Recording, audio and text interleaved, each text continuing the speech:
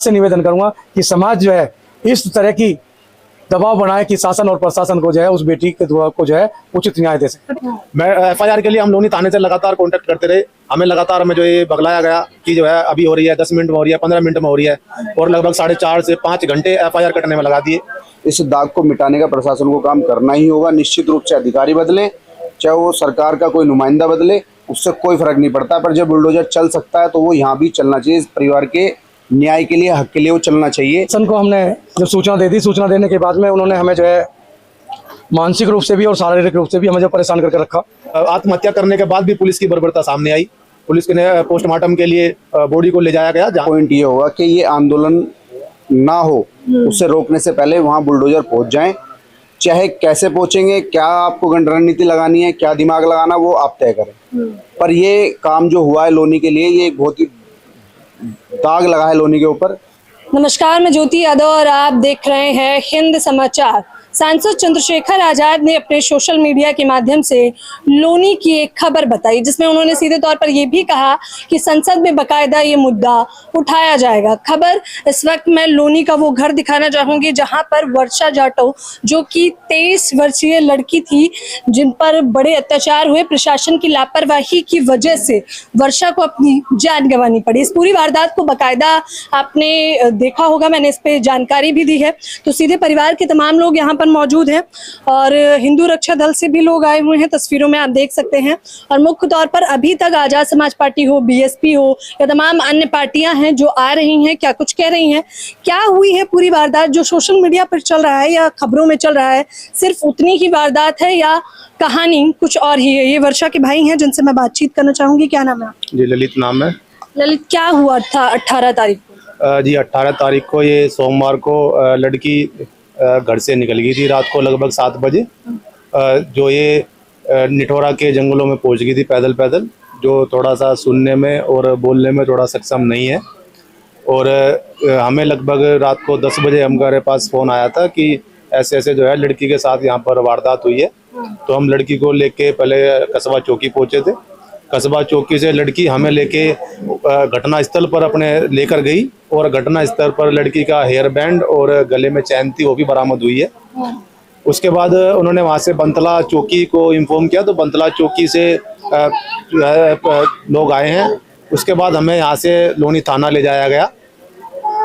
लोनी थाने से एक फॉर्मेलिटी तौर पर जो है एक कार्रवाई करके हमें ये बोला गया कि आप सुबह 10 बजे आना, आपका लड़की का मेडिकल कराया जाएगा।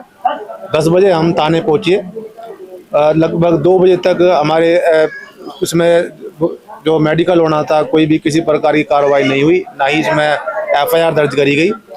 2 बजे हमें एमएमजी हॉस्पिटल भेज दिया गया, जिसमें एक दरोगा और एक महिला सिपाही को भेजा गया था। और हमें एफआईआर देकर हमें नहीं भेजी गई। हम जब एमएमजी हॉस्पिटल में हम पहुंचे हैं, तो एमएमजी हॉस्पिटल के जो वहाँ पे जो भी वो संस्थापक होते हैं, उन्होंने एफआईआर मेडिकल करने से मना कर दिया। उन्होंने बोला उसकी वजह एफआईआर थी। उन्होंने बोला कि हमें पहले एफआईआर चाहिए होती है, उसके बाद में जो है ये मेडिकल होगा। मैं एफआईआर के लिए हम लोनी थाने से लगातार कॉन्टेक्ट करते रहे। हमें लगातार हमें जो ये बगलाया गया कि जो है अभी हो रही है, 10 मिनट में हो रही है, 15 मिनट में हो रही है, और लगभग 4.5 से 5 घंटे एफआईआर कटने में लगा दिए। जो हमारे केस में एसआई है जिसका नाम अनूप कुमार है, उनको आईओ बनाया गया था। उनसे बार बार हमारा कांटेक्ट हो रहा था, जिन्होंने बताया कि एसीपी साहब आदेश नहीं दे रहे हैं। सिद्धार्थ गौतम नाम है एसीपी का, कि एसीपी साहब आदेश नहीं दे रहे हैं मुकदमा दर्ज होने के लिए। तो काफ़ी दबाव बनाने के बाद में थाने से जो है एफआईआर कटी है। उसके बाद में जो है यहाँ पर एमएमजी में हॉस्पिटल गाजियाबाद में उसका मेडिकल कराया गया है। मेडिकल लाने के बाद में जो है लड़की डिप्रेशन में चल रही थी। तब से ही 2 दिन से लड़की डिप्रेशन में चल रही थी। लड़की से पूछताछ की गई तो सोशल मीडिया द्वारा कुछ जानकारी हमें मिली कि ये वारदात में लोग शामिल हो सकते हैं। तो हमने लड़की से चिन्हित कराया, तो लड़की ने, जो नहीं थे लड़की ने, उनको नकारा। और जो लड़का था उसमें से लड़की ने एक को पहचान लिया था, जिसको चिन्हित किया जा चुका था, परंतु पुलिस के द्वारा किसी भी प्रकार की गिरफ्तारी नहीं थी। तो आप कह रहे हैं कि तनाव में आने की वजह से, मतलब जो भी वर्षा के साथ हुआ उसकी वजह से वो बहुत मानसिक तनाव में थी, उसकी वजह से उसने आत्महत्या की? हाँ जी, वो उसी की वजह से वो जो है तनाव में ज़्यादा चल रही थी, उसने जो है उसी के कारण उसने आत्महत्या की। और आत्महत्या करने के बाद भी पुलिस की बर्बरता सामने आई। पुलिस के ने पोस्टमार्टम के लिए बॉडी को ले जाया गया, जहां कस्बा चौकी में एक कोई राह चलता टेम्पू पुलिस ने पकड़ के उसमें डेड बॉडी को डाल दिया गया, जिसके हमारे पास सभी विटनेस हैं, वीडियो वगैरह हमने सब उसकी बनाई हुई है। और एक पुलिस अपनी जो है एम्बुलेंस भी मुहैया नहीं करा सकी। तो आप सोचिए कि पुलिस की लापरवाही रही है। हम सीधे तौर पर जो वर्षा के पिता हैं उनसे हम बातचीत करना चाहेंगे। और जैसा कि शुरुआत में ही मैंने बताया आपको कि 18 तारीख की ये घटना थी, तब आप लोगों ने प्रशासन को इत्तला किया तो उनका क्या रवैया रहा? प्रशासन को हमने जब सूचना दे दी, सूचना देने के बाद में उन्होंने हमें जो है मानसिक रूप से भी और शारीरिक रूप से भी हमें जो परेशान करके रखा, और परेशानी के साथ साथ में उन्होंने जो है हमको इतना दिमागी रूप से डिस्टर्ब कर दिया कि जिससे कि हम अपने होश और आवाज़ खो बैठे। जो उन्होंने कहा, जैसा कहा हमने उनको लिख कर दे दिया, लेकिन हमारी जिस तरह से हमने बताया गया था उस तरह की लिखाई नहीं करी, किसी दूसरे आदमी से लिखाई करवाई थी और मेरे से दस्तखत करवा लिए गए थे। अच्छा, दबाव बनाया गया मतलब आप पर। जब वर्षा के साथ जब ये दुष्कर्म हो गया उसके बाद क्या रवैया रहा प्रशासन का? उसके बाद भी 22 से 22 घंटे के बाद हमें जो है उन्होंने मेडिकल के लिए भेजा। FIR की कॉपी जो है यहाँ से उन्होंने नहीं पहुँचाई, जिसकी वजह से डॉक्टरों ने जो है कहा कि जब तक FIR की कॉपी नहीं आएगी तब तक हम जो है किसी की भी तरह का मेडिकल नहीं करेंगे। अच्छा, आत्महत्या से पहले क्योंकि वर्षा परिवार में आई होगी, आप लोगों से अपनी बात रखी होगी, तो किस प्रकार का तनाव था उसे? वो अपने आप को जो है बिल्कुल जो है बहुत ज़्यादा डिस्टर्ब महसूस कर रही थी।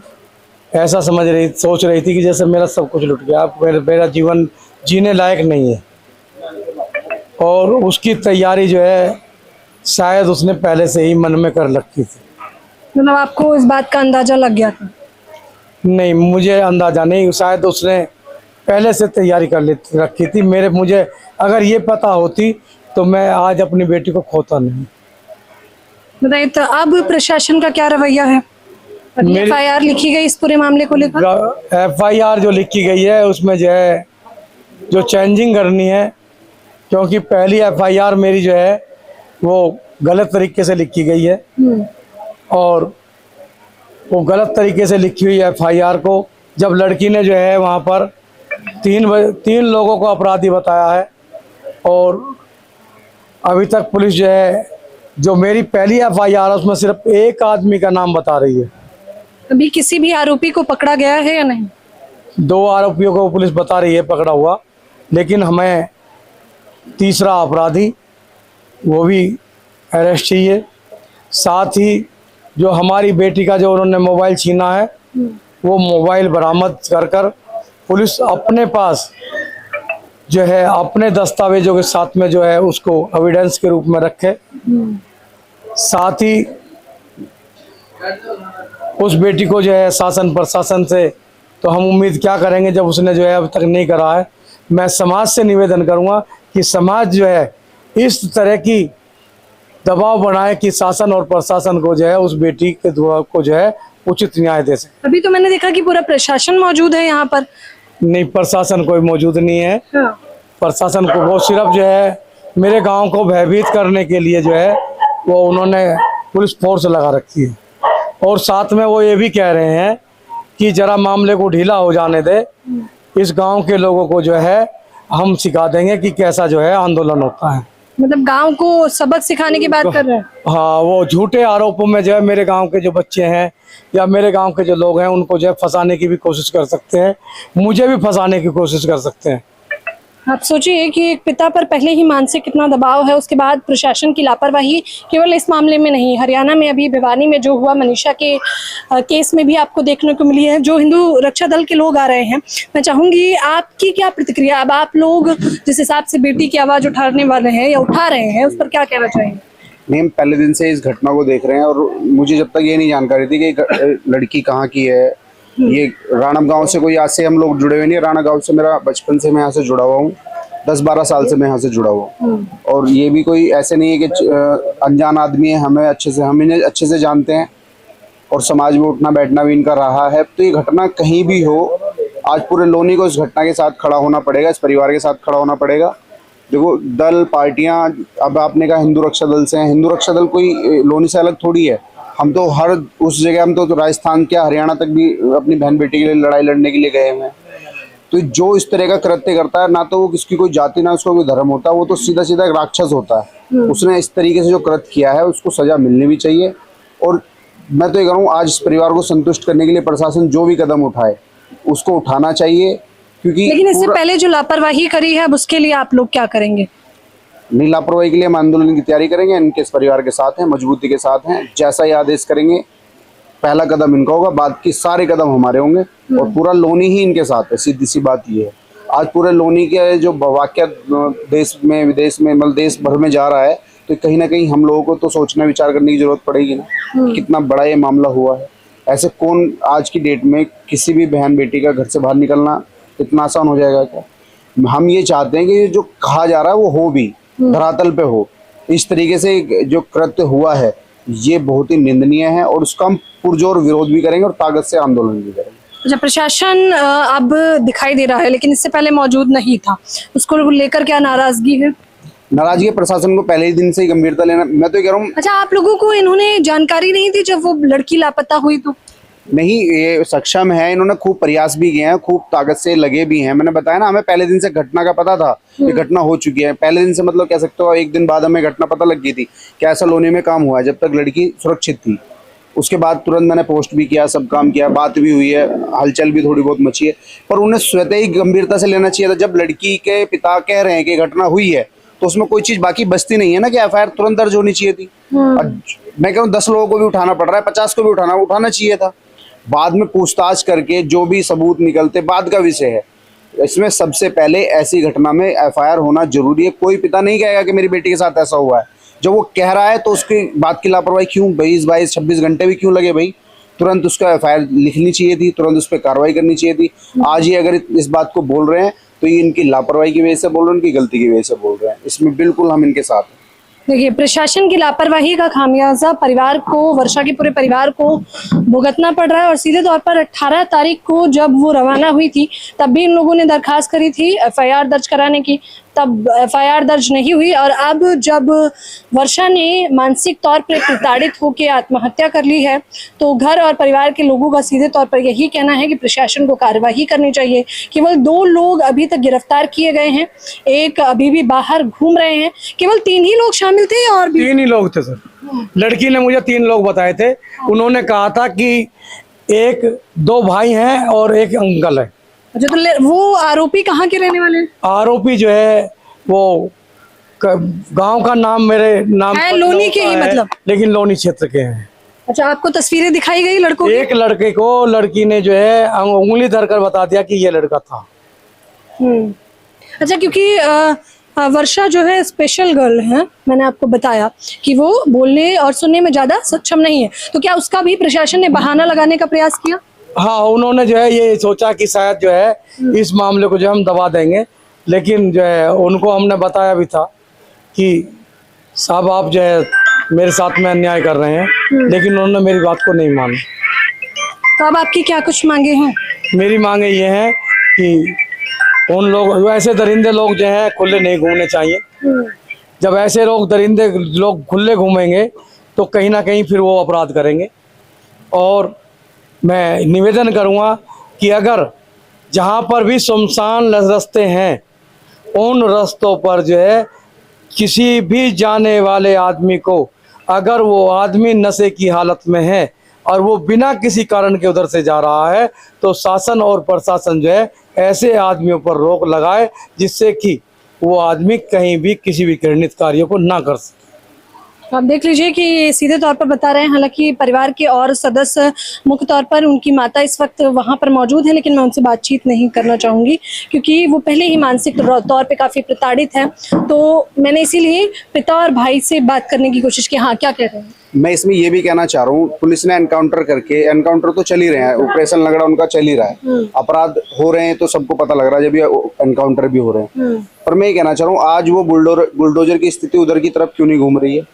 ये लोनी का पहला हमारा पॉइंट ये होगा कि ये आंदोलन ना हो, उसे रोकने से पहले वहाँ बुलडोजर पहुंच जाएं। चाहे कैसे पहुंचेंगे, क्या आपको रणनीति लगानी है, क्या दिमाग लगाना, वो आप तय करें। पर ये काम जो हुआ है लोनी के लिए, ये एक बहुत ही दाग लगा है लोनी के ऊपर। इस दाग को मिटाने का प्रशासन को काम करना ही होगा। निश्चित रूप से अधिकारी बदलें, चाहे वो सरकार का कोई नुमाइंदा बदले, उससे कोई फर्क नहीं पड़ता। पर जब बुलडोजर चल सकता है तो वो यहाँ भी चलना चाहिए। इस परिवार के न्याय के लिए, हक के लिए वो चलना चाहिए। और परिवार क्या ही मांग करेगा, केवल न्याय की मांग हम लोग कर रहे हैं। और न्याय का मतलब ये होता है कि तत्काल मिले ना, वो न्याय होता है। अगर उसको जितना देर में न्याय मिलता ना, वो न्याय नहीं रह जाता है, वो न्याय बिल्कुल न्याय नहीं होता है।